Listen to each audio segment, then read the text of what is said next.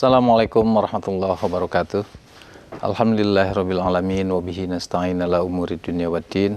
Assalatu wassalamu ala asrafil anbiya'i wal mursalin wa ala alihi wa sahbihi ajmain. Amma ba'du, pemirsa, jumpa lagi kita dalam acara Mutiara Subuhan TV, dan pagi hari ini kami hadir bersama ISQ Leadership Center. Dan pemirsa, pada pagi hari ini kami kedatangan seorang tamu yang sangat istimewa. Beliau adalah Hakim Internasional, Bapak Profesor Dr. Haji Priyatna Abdul Rashid, dan jabatannya banyak sekali. Nanti kita tanyakan jabatan-jabatan itu. Dan tentu saja masih setia mendampingi kita Bapak Ari Ginanjar Agustian, penulis buku Membangun Kecerdasan Emosional dan Spiritual Berdasarkan Rukun Iman dan Rukun Islam. Assalamualaikum Kang Ari. Waalaikumsalam warahmatullahi wabarakatuh. Assalamualaikum Pak Priyatna. Terima kasih Pak Priyatna. Mungkin Pak Priyatna, saya cuma sepintas bisa memperkenalkan Pak Priyatna. Mungkin Pak Priyatna bisa menjelaskan kepada pemirsa siapa sebenarnya Pak Priyatna. Yang saya jelaskan tadi, Pak Priyatna Hakim Internasional arbitrase. Dan sepintas juga tadi saya dapat informasi bahwa Bapak mantan wakil Jaksa Agung. Jaksa Muda, ya. Tetapi mengundurkan diri. Ya. Iya. Mungkin Bapak silakan perkenalkan pada pemirsa. Jadi saya merasa berbahagia bahwa pada tahun 45 saya ikut pegang senjata melawan Inggris, Belanda, Gurkha, India. Tetapi pada tahun 50 mendapat kesempatan untuk boleh kembali ke sekolah. Tentu yang sangat teringat saya bahwa walaupun kita waktu itu bunuh-bunuhan, tapi saya selalu bawa surat Yasin di kantong. Jadi memang agama itu sangat didahulukan dan sebagai pegangan.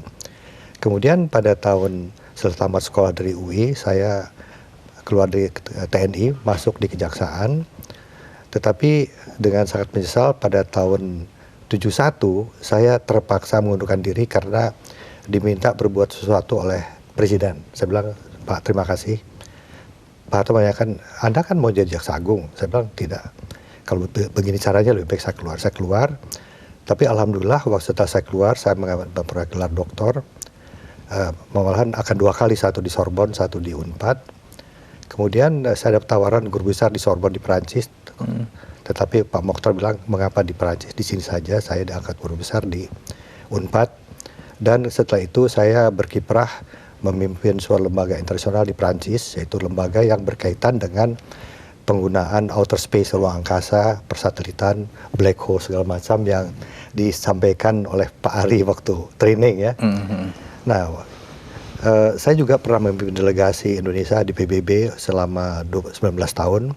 Kemudian juga saya berkiprah di Bank Dunia, di London, di Inggris, sebagai fellow dari Chartered Institute of Arbitrators, yaitu suatu lembaga internasional yang mengatur tentang hakim-hakim internasional di bidang perdamaian.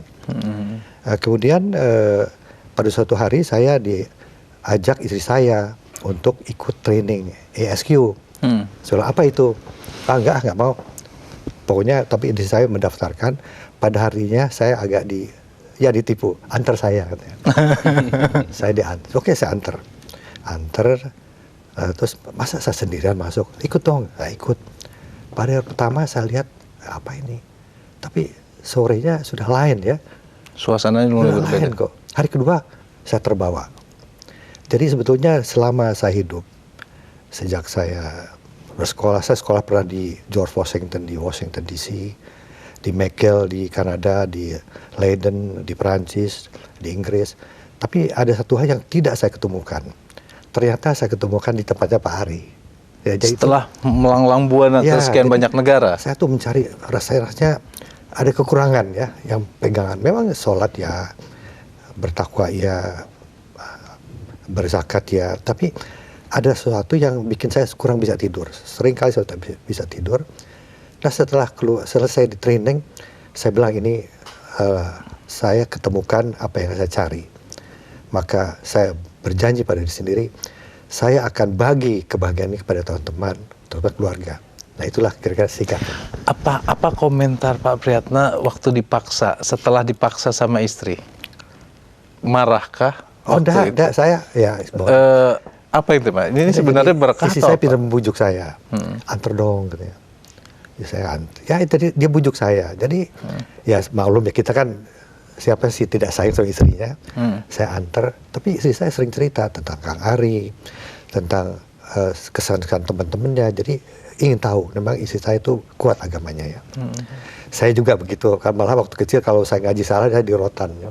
Oh gitu ya. Dirotan sama ustadznya, begitulah. Jadi ini mungkin ajakan istri saya merupakan rotan buat saya.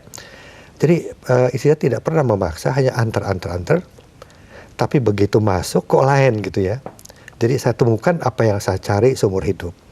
Nah sejak itu saya tenang. Jadi ternyata hidup tuh bukan harta, tetapi yang penting adalah takwa, ya, emosi, baik teman dan spiritual. Seperti Kang Ari bilang spiritual.